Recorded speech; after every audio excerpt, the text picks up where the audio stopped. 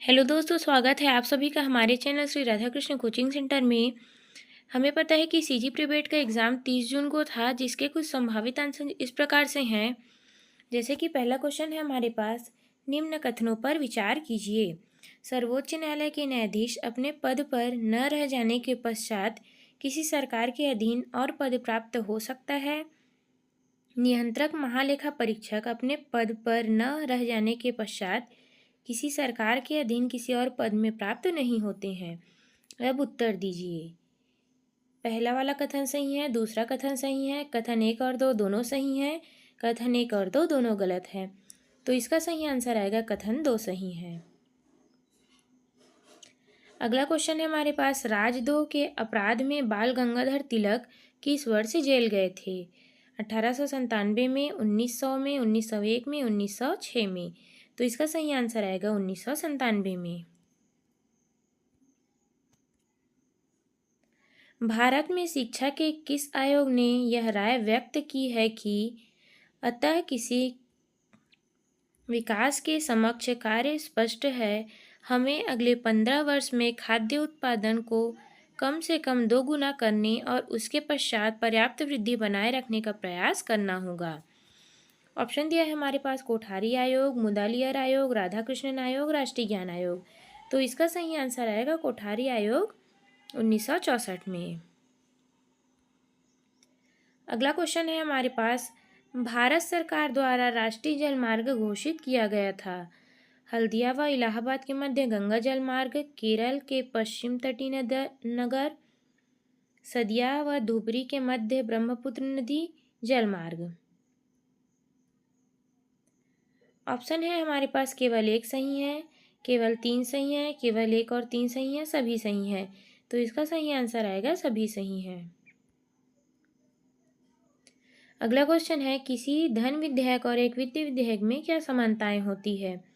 दोनों राष्ट्रपति के द्वारा पूर्व हस्तांतरित होते हैं, दोनों लोकसभा में पुनर्स्थापित किए जा सकते हैं, राज्यसभा 14 दिनों तक रोक दी जा सकती है, राष्ट्रपति अनुमति देने से इनकार नहीं कर सकते हैं। ऑप्शन है हमारे पास केवल पहला सही है, केवल 1 और 2 सही है, 1 और 2 तीनों सही है, सभी कथन सही है। तो इसका सही आंसर आएगा सभी कथन सही है। कृषि क्षेत्र में मुख्य नीतिगत उपाय 1960 के दशक के मध्य में अपनाए गए, इसमें शामिल है इनपुट सब्सिडी, न्यूनतम समर्थन कीमत, सार्वजनिक भंडारण, व्यापार प्रतिबंध विधि। तो इसका सही आंसर आएगा ए और बी, सी तीनों। न्यूनतम समर्थन कीमत, इनपुट सब्सिडी और सार्वजनिक भंडार, तीनों सही आंसर होगा। बच्चों को निःशुल्क और अनिवार्य शिक्षा का अधिकार आरटीआई अधिनियम 2009 के निम्नलिखित में से कौन सा विकल्प सही है? तो इसका सही आंसर आएगा पहला वाला। कक्षा 1 से 5 के लिए एक शैक्षणिक वर्ष में 200 कार्य दिवस, 800 शिक्षण घंटे और कक्षा 6 से 8 के लिए एक शैक्षणिक वर्ष में 220 कार्य दिवस व 1000 घंटे।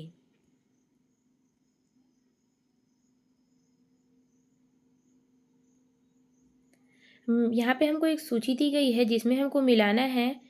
तो इसका सही आंसर आएगा एमआरटीपी अधिनियम 1969 में है, फेमा 1999 में है, औद्योगिक नीति संकल्प 1956, औद्योगिक लाइसेंस 1970।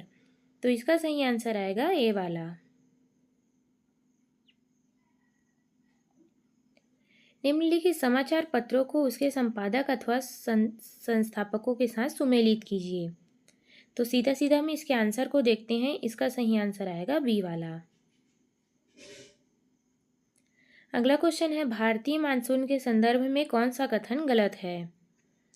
व्यापारिक पवनों की भांति मानसूनी पवनें नियमित है, मानसून जून के प्रथम सप्ताह में भारत के दक्षिणी छोर से प्रवेश कर 2 शाखाओं में बढ़ जाती है, अरब सागर तथा बंगाल की खाड़ी शाखा दोनों गंगा के मैदान के उत्तर पश्चिमी भाग में आपस में मिल जाते हैं, दिल्ली में वर्षा सामान्यतः बंगाल की खाड़ी से होती है। तो इसका सही आंसर आएगा व्यापारिक पवनों की भांति मानसूनी पवनें भी नियमित है।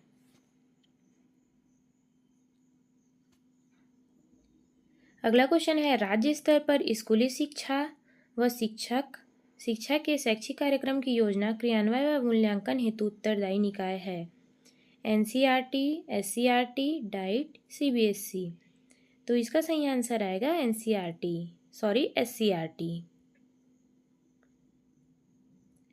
निम्नलिखित में से कौन सा संस्थागत वित्त का स्रोत है? क्षेत्रीय ग्रामीण बैंक, भूमिपति, व्यापारी, साहूकार। तो इसका सही आंसर आएगा क्षेत्रीय ग्रामीण बैंक। जिला शिक्षा प्राथमिक शिक्षा कार्यक्रम डीपीईपी के संदर्भ में निम्नलिखित में से कौन सा कथन सही है? स्कूल की प्रभावशीलता में सुधार, स्कूली शिक्षा में विकल्पों में विशेषकर अनौपचारिक शिक्षा प्रणाली को मजबूत करना।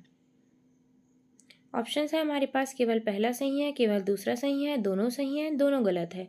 तो इसका सही आंसर आएगा दोनों सही है।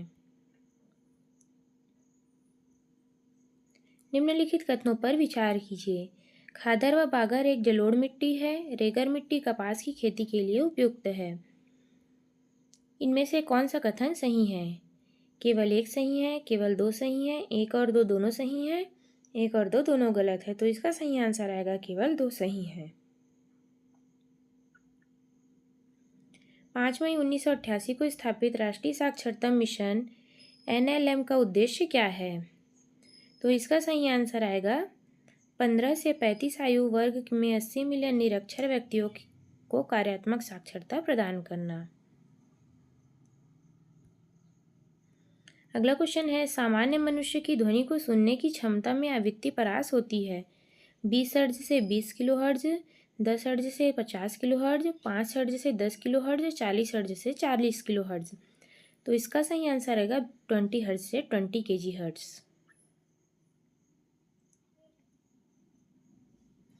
निम्नलिखित में से कौन सा व्यय भारत में संचित निधि पर भारित होता है?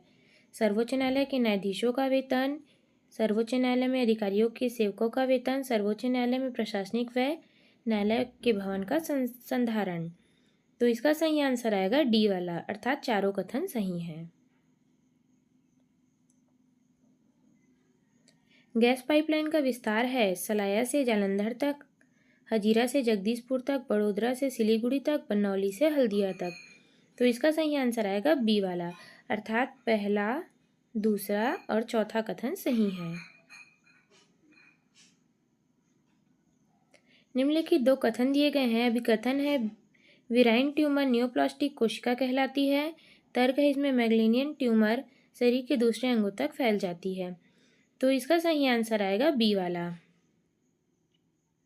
अर्थात अभिकथन ए और तर्क आर सही है, किंतु तर्क आर अभिकथन ए की सही व्याख्या नहीं करता है। करेवा है चिकनी मिट्टी और दूसरे पदार्थों का हिमोड़ पर मोटी परत के रूप में जमाव। जाफरान की खेती के लिए प्रसिद्ध। मिट्टी के समान भूरे रंग का निक्षेप दलदल बाढ़ की गीली अम्लीय परिस्थितियों में वनस्पति पदार्थों पर आंशिक अपघटन से बनता है। तो इसका सही आंसर आएगा डी वाला, अर्थात सभी सही है।